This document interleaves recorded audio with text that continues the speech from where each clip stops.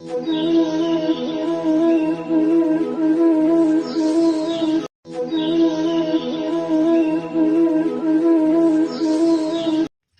All, ಎಲ್ಲರೂ ಹೇಗಿದ್ದೀರಾ? ನಾನು ಕೂಡ ಚೆನ್ನಾಗಿದ್ದೀನಿ. ನೀವು ಕೂಡ ಚೆನ್ನಾಗಿದ್ದೀರಾ ಅಂತ ಅಂದ್ಕೊಳ್ತಾ, ನಾನು ನಿಮ್ಮ ಕನ್ನಡತಿ ಫ್ರೆಂಡ್ಸ್ ಮಾತಾಡ್ತಿರೋದು. ನಾನಿವತ್ತೊಂದು ಹೊಸ ರೀತಿ ರೆಸಿಪಿ ಜೊತೆ ಬಂದಿದ್ದೀನಿ. ಅದೇನೆಂದರೆ ಪುಳಿಯೋಗರೆ ಗೊಜ್ಜು. ಈ ಪುಳಿಯೋಗರೆ ಗೊಜ್ಜು, ವಾಂಗಿಬಾತ್ ಗೊಜ್ಜು, ಈ ಥರ ಗೊಜ್ಜುಗಳನ್ನ ನಾವು ಮುಂಚಿತವಾಗಿ ಮಾಡಿಟ್ಕೊಳ್ಳೋದ್ರಿಂದ ತುಂಬ ಹೆಲ್ಪ್ ಆಗುತ್ತೆ. ಈ ಆಫೀಸ್ಗೆ ಹೋಗೋರಿದ್ದರೆ, ಸ್ಕೂಲ್ಗೆ ಹೋಗೋ ಮಕ್ಕಳಿದ್ರೆ ಅವರಿಗೆಲ್ಲ ಒಂದು ರೀತಿ ಗೊಜ್ಜು ಇದ್ದರೆ ಅದು ಒಂದು ಬೇಗ ಅಡುಗೆ ತಿಂಡಿ ಎಲ್ಲ ಮಾಡಿಬಿಡ್ಬೋದಲ್ವಾ. ಸೊ ಅದಕ್ಕೋಸ್ಕರ ನಾನಿವತ್ತು ಪುಳಿಯೋಗರೆ ಗೊಜ್ಜು ಮಾಡ್ತಾಯಿದ್ದೀನಿ ಫ್ರೆಂಡ್ಸ್. ಹಾಗೆ ನಿಮ್ಮ ಜೊತೆ ಶೇರ್ ಮಾಡ್ಕೊಳ್ಳೋಣ ಅಂತ ವಿಡಿಯೋ ಮಾಡಿಕೊಂಡೆ. ಬನ್ನಿ ಪುಳಿಯೋಗರೆ ಗೊಜ್ಜನ್ನ ಹೇಗೆ ಮಾಡ್ಕೊಳ್ಳೋದು, ಅದಕ್ಕೇನೆಲ್ಲ ಸಾಮಗ್ರಿಗಳು ಬೇಕಾಗುತ್ತೆ ಅಂತ ನೋಡ್ಕೊಳ್ಳೋದಕ್ಕಿಂತ ಮುಂಚೆ ಒಂದು ಮಾತು ಫ್ರೆಂಡ್ಸ್. ಈ ಗೊಜ್ಜನ್ನ ನಾವು ಮುಂಚಿತವಾಗಿಯೇ ಒಗ್ಗರಣೆ ಮಾಡಿ ಇಟ್ಕೊಂಡಿರೋದ್ರಿಂದ ಇದನ್ನು ಫ್ರಿಜ್ಜಲ್ಲೇ ಇಡಬೇಕಾಗುತ್ತೆ. ನಾವು ಮುಂಚಿತವಾಗಿ ಒಗ್ಗರಣೆ ಮಾಡ್ಕೊಂಡಿಲ್ಲ ಅಂದರೆ ಏನಿಲ್ಲ, ಪುಡಿ ಮಾಡಿ ಇಟ್ಕೊಂಡು ಅದನ್ನು ನಮಗೆ ಬೇಕಾದಾಗ ಒಗ್ಗರಣೆ ಮಾಡ್ಕೊಳ್ಬೋದು.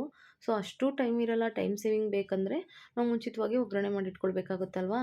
ಸೊ ನನಗೆ ಟೈಮ್ ಸೆನ್ಸ್ ಲೈಕ್ ಟೈಮ್ ಆಗಲ್ಲ ಅನ್ನೋದ್ರಿಂದ ನಾನು ಮುಂಚಿತವಾಗಿ ಒಗ್ಗರಣೆ ಹಾಕಿಟ್ಕೊಂಡಿದ್ದೀನಿ. ಬನ್ನಿ ಇವಾಗ ಈ ಪುಳಿಯೋಗರೆ ಗೊಜ್ಜಿಗೆ ಏನೆಲ್ಲ ಸಾಮಗ್ರಿಗಳು ಬೇಕಾಗೋದು ನೋಡೋಣ.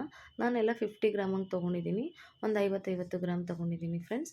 ಉದ್ದಿನಕಾಳು ತೊಗೊಂಡಿದ್ದೀನಿ, ಸಾಸಿವೆ ತೊಗೊಂಡಿದ್ದೀನಿ, ಕಾಳು ಮೆಣಸು, ಜೀರಿಗೆ ಮತ್ತು ಮೆಂತ್ಯ ಸ್ವಲ್ಪ ತೊಗೊಂಡಿದ್ದೀನಿ. ರುಚಿಗೆ ತಕ್ಕಷ್ಟು ಉಪ್ಪು ತೊಗೊಂಡಿದ್ದೀನಿ ಫ್ರೆಂಡ್ಸ್. ಕಡಲೆಬೇಳೆ ಮತ್ತು ಸ್ವಲ್ಪ ಬೆಲ್ಲ ಮತ್ತು ಹುಣಸೆಹಣ್ಣು, ಒಂದು ಮೋಸಂಬಿ ಗಾತ್ರದಷ್ಟು ಹುಣಸೆಹಣ್ಣು ತೊಗೊಂಡು ನೆನೆಸಿಟ್ಟಿದ್ದೀನಿ. ಕರಿಬೇವು, ಬ್ಯಾಡಗಿ ಮೆಣಸಿನ್ಕಾಯಿ ಕಲರ್ಗೆ, ಮಾಮೂಲಿ ಗುಂಟೂರು ಮೆಣಸಿನ್ಕಾಯಿ ಖಾರಕ್ಕೆ, ಕೊಬ್ಬರಿ ತೊಗೊಂಡಿದ್ದೀನಿ. ಬನ್ನಿ ಇವಾಗ ಒಂದೊಂದಾಗಿ ಹುರ್ಕೊಳ್ಳೋಣ. ಇದು ನೋಡಿ ಇವಾಗ ಸಾಸಿವೆ ಹಾಕ್ಕೊಂಡು ಹುರ್ಕೊಳ್ತಾ ಇದ್ದೀನಿ. ಎಲ್ಲನೂ 3 ಮಿನಿಟ್ಸ್ ಹಂಗೆ ಹುರ್ಕೊಳ್ಬೇಕು. ಸಾಸಿವೆ ಹುರ್ಕೊಂಡಾದ್ಮೇಲೆ ಇವಾಗ ಮೆಂತ್ಯ ಹಾಕ್ಕೊಳ್ತಾ ಇದ್ದೀನಿ ಫ್ರೆಂಡ್ಸ್. ಮೆಂತ್ಯ ನೋಡ್ತಿರ್ಬೋದು, ಅದು ಜಾಸ್ತಿ ಸೀದೋಗಬಾರ್ದು ನೋಡಿ, ಒಂದು ಮೀಡಿಯಮ್ ಫ್ಲೇಮ್ನಲ್ಲಿ ಇಟ್ಕೊಂಡು ಹುರ್ಕೊಳ್ಬೇಕು. ಕಾಳುಮೆಣಸು ಹಾಕ್ಕೊಳ್ತಾ ಇದ್ದೀನಿ. ಕಾಳುಮೆಣಸು ಅಷ್ಟೇ ಒಂದು 2ರಿಂದ 3 ನಿಮಿಷ ಹುರ್ಕೊಳ್ಬೇಕು. ನೋಡ್ತಿರ್ಬೋದು ನೀವು, ಹುರ್ಕೊಳ್ತಾ ಇದ್ದೀನಿ ಫ್ರೆಂಡ್ಸ್. ಇವಾಗ ಜೀರಿಗೆ ಹಾಕ್ಕೊಳ್ತಾ ಇದ್ದೀನಿ. ಜೀರಿಗೆನೂ ಅಷ್ಟೇ 2ರಿಂದ 3 ನಿಮಿಷ ನೀಟಾಗಿ ಹುರ್ಕೊಳ್ಬೇಕು. ನೋಡಿ ಹುರ್ಕೊಂಡು ಡ್ರೈ ರೋಸ್ಟ್, ಇದು ಯಾವುದಕ್ಕೂ ಎಣ್ಣೆ ಏನೂ ಹಾಕಿಲ್ಲ ನಾನು. ಡ್ರೈ ರೋಸ್ಟ್ ಮಾಡಿ ಎತ್ತಿಟ್ಕೋಬೇಕು. ನೋಡ್ತಿರ್ಬೋದು ಜೀರಿಗೆ ಹುರಿತಾ ಇದ್ದೀನಿ. ಇವಾಗ ಕೊತ್ತಂಬರಿ ಕಾಳಿದು ಧನಿಯಾ ಅಂತೀವಲ್ಲ, ಧನಿಯಾ ಬೀಜ ಏನಿದೆ ಅದನ್ನು ನಾನು ತೊಗೊಂಡು ಹುರ್ಕೊಳ್ತಾ ಇದ್ದೀನಿ. ಎಲ್ಲನೂ 50 ಗ್ರಾಮ್ ಅಷ್ಟೇ ತೊಗೊಂಡಿದ್ದೀನಿ ಫ್ರೆಂಡ್ಸ್. ನೀವು ಅಷ್ಟೇ. ನನ್ನ ಹತ್ರ ಕಡಲೆ ಬೀಜ ಮುಂಚಿತವಾಗಿ ಹುರಿದಿರೋದು ಸ್ವಲ್ಪ ಇತ್ತು, ಸೊ ಅದನ್ನೇ ಬಿಸಿ ಮಾಡ್ಕೊಳ್ತಾ ಇದ್ದೀನಿ. ನೋಡ್ತಿರ್ಬೋದು ಸ್ವಲ್ಪ ಸಿಪ್ಪೆ ತೆಗೆದಿಟ್ಟಿದ್ದೆ. ಇವಾಗ ಕಡಲೆಬೇಳೆ ಹಾಕ್ಕೊಳ್ತಾ ಇದ್ದೀನಿ ಫ್ರೆಂಡ್ಸ್. ಕಡಲೆಬೇಳೆನೂ ಅಷ್ಟೇ ಡ್ರೈ ರೋಸ್ಟ್ ಮಾಡ್ಕೋಬೇಕು. ನೋಡ್ತಿರ್ಬೋದು. ಇದೆಲ್ಲನೂ ಆದಮೇಲೆ ಲಾಸ್ಟಲ್ಲಿ ಮೆಣಸಿನ್ಕಾಯಿ ಹಾಕ್ಕೊಳ್ತಾ ಇದ್ದೀನಿ. ಇದು ಗುಂಟೂರು ಮೆಣಸಿನ್ಕಾಯಿ ಮತ್ತು ಬ್ಯಾಡಗಿ ಮೆಣಸಿನ್ಕಾಯಿ ಹಾಕೋದ್ರಿಂದ ಕಲರ್ ಚೆನ್ನಾಗಿ ಬರುತ್ತೆ. ಗುಂಟೂರು ಮೆಣಸಿನ್ಕಾಯಿ ಹಾಕೋದ್ರಿಂದ ನಮಗೆ ಸ್ವಲ್ಪ ಖಾರ ಚೆನ್ನಾಗಾಗುತ್ತೆ. ಇವಾಗ ಅದರಲ್ಲೇ ಕರಿಬೇವು ಕೂಡ ಹಾಕ್ಕೊಳ್ತಾ ಇದ್ದೀನಿ. ಕರಿಬೇವು ಅಷ್ಟೇ ನೋಡಿ, ಅದು ಸ್ವಲ್ಪ ಮೆಣಸಿನ್ಕಾಯಿ ನೀಟಾಗಿ ಹುರ್ಕೊಂಡು ಅದಾದಮೇಲೆ ಕರಿಬೇವು ಹಾಕಬೇಕು, ಇಲ್ಲಾಂದ್ರೆ ಎಲ್ಲ ಸೀದೋಗ್ಬಿಡುತ್ತಲ್ವಾ. ಸೊ ಇವಾಗ ಸ್ವಲ್ಪ ಎಳ್ಳು ಹಾಕ್ಕೊಳ್ತಾ ಇದ್ದೀನಿ. ಅದನ್ನು ಅಷ್ಟೇ 50 ಗ್ರಾಮ್ ಅಷ್ಟೇ ತೊಗೊಂಡಿದ್ದೀನಿ.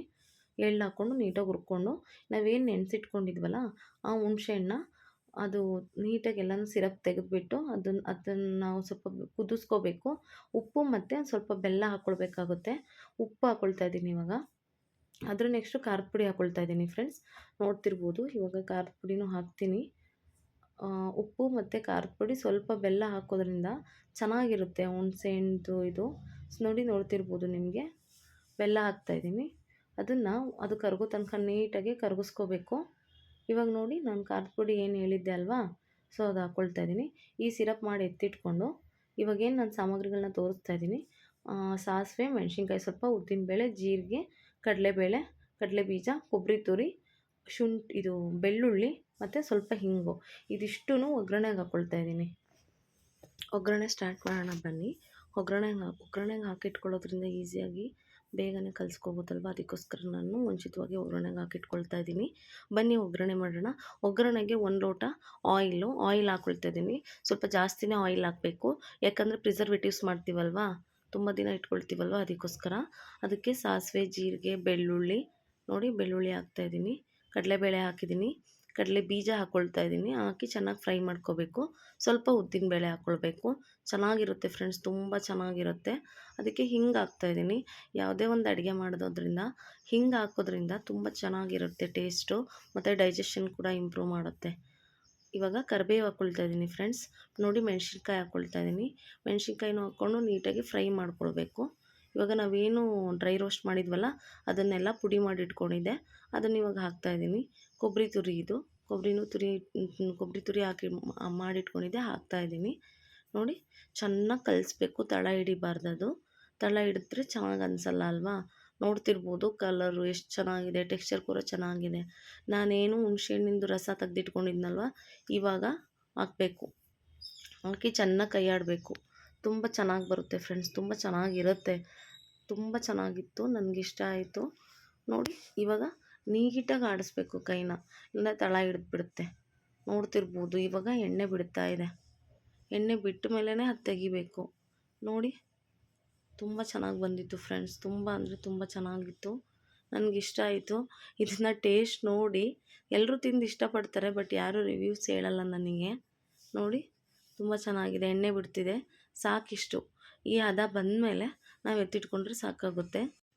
ನೋಡ್ತಿರ್ಬೋದು ವಿಡಿಯೋದಲ್ಲಿ ಇವಾಗ ಎಣ್ಣೆ ಬಿಡ್ತಾ ಇದೆ.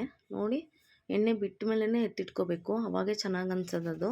ಎತ್ತಿ ಒಂದು ಟೈಟ್ ಕಂಟೈನರ್ ಬಾಕ್ಸಿಗೆ ಹಾಕಿಟ್ಕೊಂಡ್ರೆ ನಮ್ಗೆ ಯಾವಾಗೆಲ್ಲ ಬೇಕಾಗುತ್ತೆ ಆವಾಗ ಅನ್ನದ ಜೊತೆ ಕಲಿಸ್ಕೊಂಡು ತಿನ್ಬೋದು. ನಾವು ಯಾವಾಗ ಅನ್ನದ ಜೊತೆ ಕಲಿಸ್ಕೊಳ್ತೀವಿ ಮೇಲ್ಗಡೆ ಸ್ವಲ್ಪ ಕೊತ್ತಂಬರಿ ಸೊಪ್ಪಿಂದ ಗಾರ್ನಿಷ್ ಮಾಡಿಕೊಂಡ್ರೆ ಟೇಸ್ಟ್ ಕೂಡ ಚೆನ್ನಾಗಿರುತ್ತೆ. ನಾವು ಯಾವಾಗಾದರೂ ಯೂಸ್ ಮಾಡ್ಬೋದು ಫ್ರೆಂಡ್ಸ್, ಅದಕ್ಕೋಸ್ಕರ ಚೆನ್ನಾಗಿರುತ್ತೆ. ನೋಡ್ತಿರ್ಬೋದು ನೀವು ಎಣ್ಣೆ ಎಷ್ಟು ಚೆನ್ನಾಗಿ ಬಿಡ್ತಿದೆ ಅಲ್ವಾ, ಕಾಣಿಸ್ತಿದೆ ವಿಡಿಯೋದಲ್ಲಿ. ನೋಡಿ ಎಣ್ಣೆ ಚೆನ್ನಾಗಿ ಬಿಡಬೇಕು. ಚೆನ್ನಾಗಿ ಬಿಟ್ಟ ಮೇಲೇ ಅದನ್ನು ನಾವು ಒಂದು ಟೈಟ್ ಕಂಟೈನರ್ ಬಾಕ್ಸಿಗೆ ಎತ್ತಿಟ್ಕೋಬೇಕು. ಈ ವಿಡಿಯೋ ನಿಮ್ಗೆ ಇಷ್ಟ ಆಗಿದೆ ಅಂದ್ಕೊಳ್ತೀನಿ.